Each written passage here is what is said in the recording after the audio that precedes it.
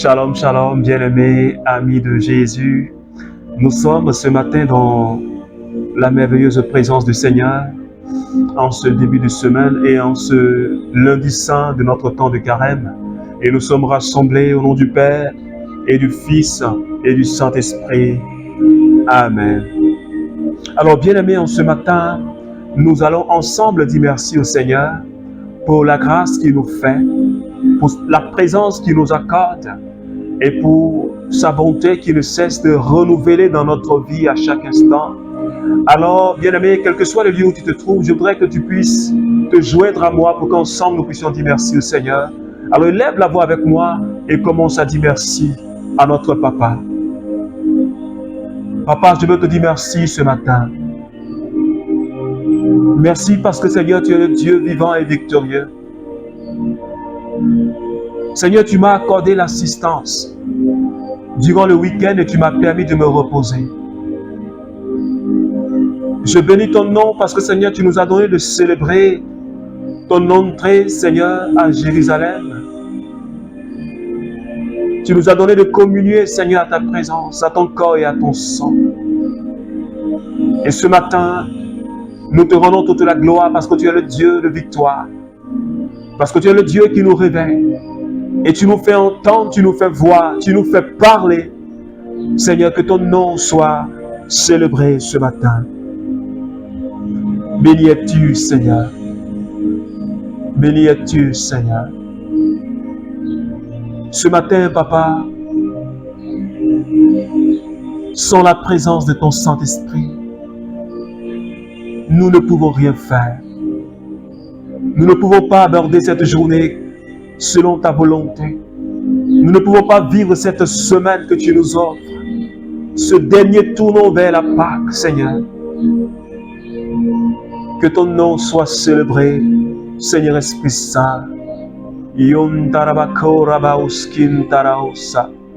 J'invite quelqu'un à commencer à parler au Saint-Esprit, à demander sa présence et sa force pour cette semaine et pour ce jour particulièrement. Bruntarabako rabakai kishiribo sai kintara mokai kibiribiri buruntara usake shebiri barakuta mabro rababababa kuntu mamakai kishiribo turbo sai kintara makai kishiribo ko rabakai kibuntu mai kinturbo sai kitara rebababa brunturubo shiribiri rabababa brunturubo sekita mabro shata mabre. Béni sois-tu, Seigneur Esprit Saint, pour ce matin. Dieu de fidélité, Dieu de sainteté. Toi, le Dieu qui appelle à l'existence et qui n'existe pas. Ce matin, prends le contrôle de ce moment et donne-nous d'être plongés dans ta présence et de bénéficier des grâces que tu as réservées pour nous ce matin. Béni sois-tu, Saint-Esprit. Merci, Seigneur Esprit de sainteté. Merci, Seigneur. Merci Seigneur. Alors dans cette présence du Seigneur, du Saint-Esprit, nous allons partager cette merveilleuse parole que le Seigneur nous donne. Jean chapitre 19, à partir des versets 4. Pilate retourna à l'intérieur et dit aux autorités juives, « Voyez, je vais vous l'emmener dehors. Vous devez savoir que je ne trouve aucun chef d'accusation contre lui. » Jésus vint alors à l'extérieur et il portait la couronne d'épines et le manteau de pourpre. Pilate leur dit, « Voici l'homme. » Mais dès que les grands prêtres et les gens le virent, il se mit à crier, « Crucifie-le, crucifie-le. » Pilate leur dit, « Prenez-le vous-même et crucifiez-le. Quant à moi, je ne trouve pas de chef d'accusation contre lui. » Parole du Seigneur. Alors, bien-aimés amis de Jésus, depuis la semaine passée, nous sommes dans cette méditation de la passion de Christ. Une méditation qui nous permet de faire notre examen de conscience et de revoir notre vie en tant qu'enfant de Dieu. Et de demander au Seigneur une conversion véritable, une conversion profonde. car c'est l'objectif de ce temps de carême dans lequel nous sommes. Une conversion, une réconciliation avec notre Père du ciel. Et ce matin, le Seigneur nous donne cette parole.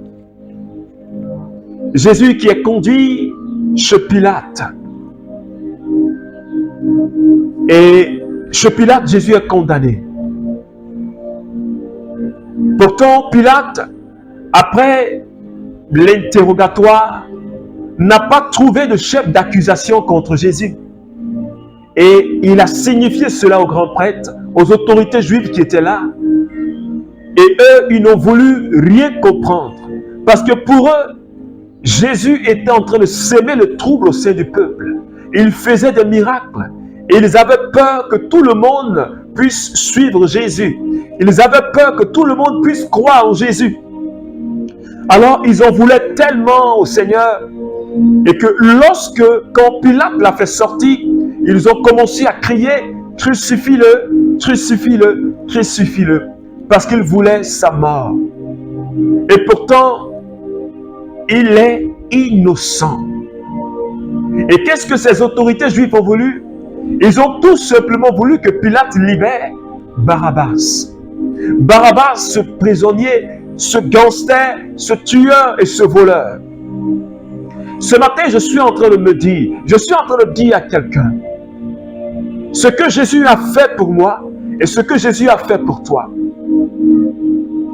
Il est innocent, mais il a pris la place de Barabbas. Parce que quand Pilate a demandé au peuple, voulez-vous que je vous libère Jésus-Christ de Nazareth ou Barabbas? Le peuple a préféré Barabbas. Jésus, l'innocent, a pris la place de Barabbas. Je suis en train de dire à quelqu'un ce matin, voici comment Christ, l'amour de Dieu, voici comment Christ, le Fils de Dieu, a pris notre place. Et il a supporté ce qui devait retomber sur notre personne. La souffrance que nous devions subir, la colère de Dieu qui devait descendre sur nous à cause de nos péchés. Jésus a porté cela sur lui. Et c'est pourquoi Barabbas a été relâché. Il a pris la place de Barabbas. C'est ainsi que Jésus a pris ma place. C'est ainsi que Jésus a pris ta place. Pour que je sorte de la prison du péché. Pour que je sorte de la prison du maraboutage. Pour que je sorte de la prison de la masturbation. Pour que je sorte de la prison de la débauche. Pour que je sorte de la prison du mensonge. Pour que je sorte de la prison de la corruption. Voilà pourquoi Jésus a été condamné. Et il a fait pour toi, il a fait pour moi. Et ce matin, je suis en train de dire à quelqu'un, nous sommes entrés aujourd'hui dans cette semaine sainte. Et c'est le dernier tournant vers la Pâque que nous allons célébrer. Et j'aimerais t'inviter ce matin. Le Seigneur nous invite ce matin. Que cette Pâque ne soit pas une fête de plus. Où nous allons jubiler, où nous allons manger, où nous allons nous habiller. Ce n'est pas de cela que le Seigneur parle.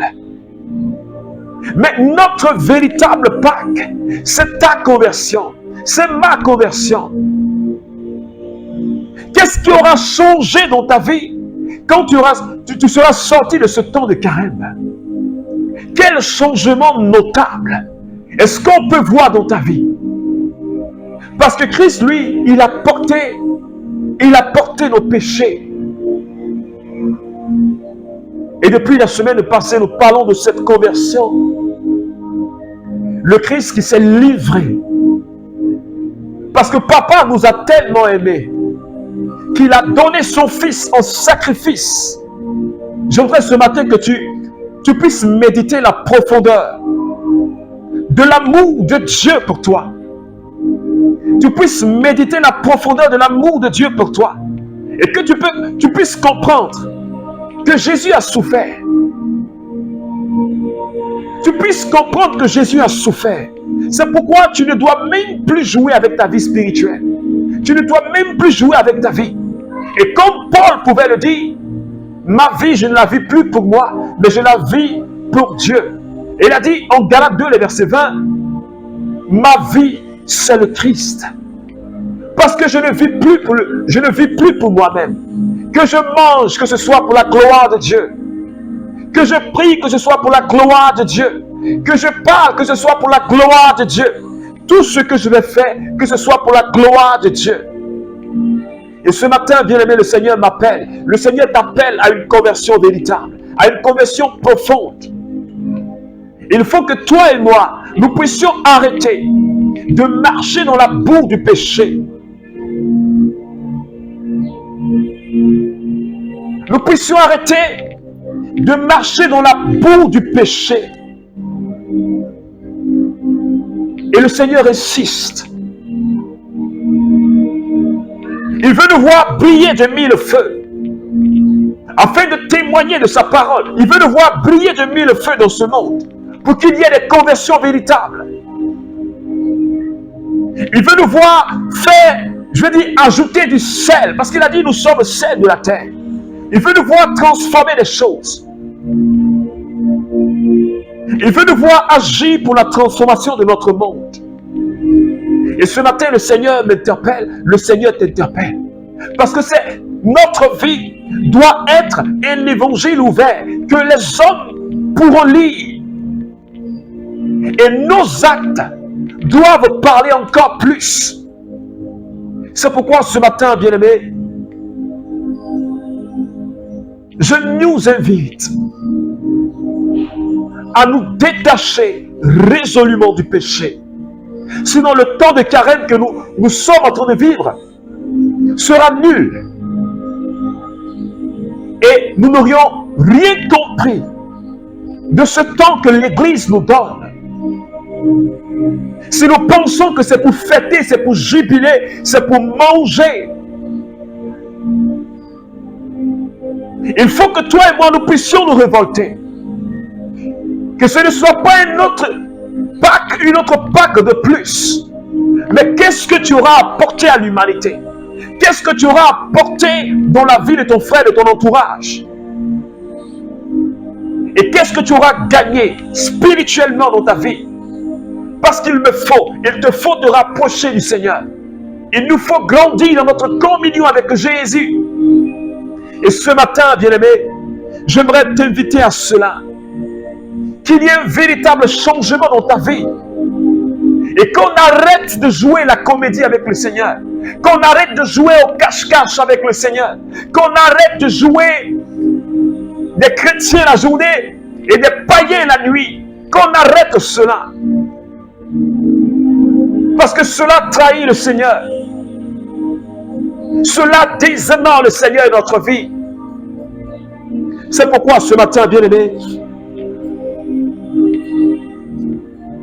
nous allons encore implorer la miséricorde de Dieu tout au long de cette semaine. Tu vas tout simplement avec moi déposer ta vie dans le main du Seigneur. Et lui demander, nous allons lui demander de nous aider pour que notre vie s'améliore, notre vie chrétienne s'améliore, notre vie spirituelle s'améliore et que nous soyons des modèles dans ce monde. Élève la voix et prie avec moi. Père, ce matin, je te dis merci pour ta parole. Merci parce que Seigneur, tu as été condamné à mort.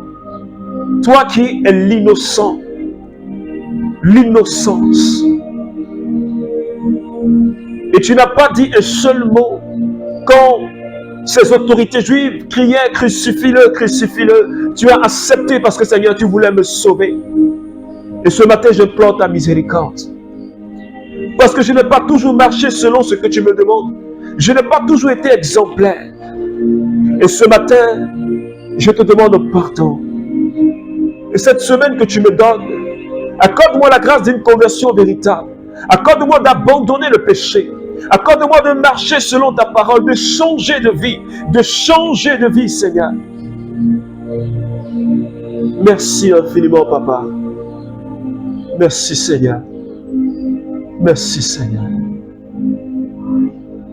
Alors, bien-aimé ami de Jésus, que Dieu te bénisse, qu'il bénisse ta semaine sainte, qu'il t'accorde la grâce d'aller dans une profondeur avec Jésus et que notre vie ne soit plus la même, qu'elle change et que nous puissions briller dans ce monde pour la gloire de Dieu. Au nom du Père et du Fils et du Saint-Esprit. Amen, Amen, Amen.